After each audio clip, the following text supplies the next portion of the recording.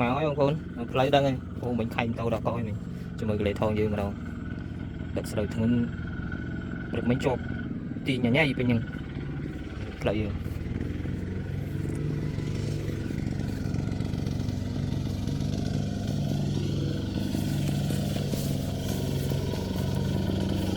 mặt thông bao tiền rồi rồi rồi hay cho con cho mặt là hơi mấy đồng bơi mặt hơi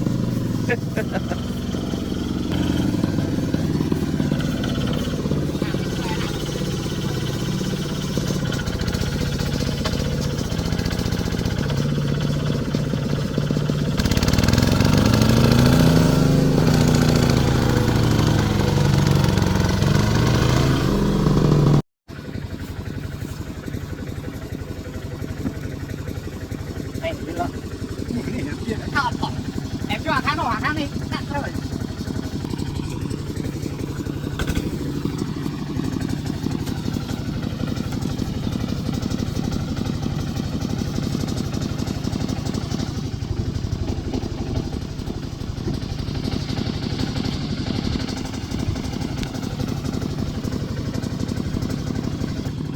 bể thật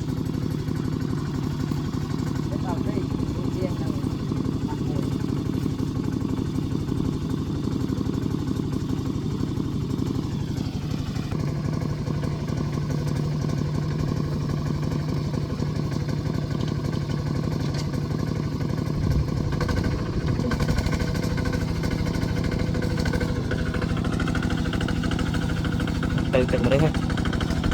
rồi mình cho lên nữa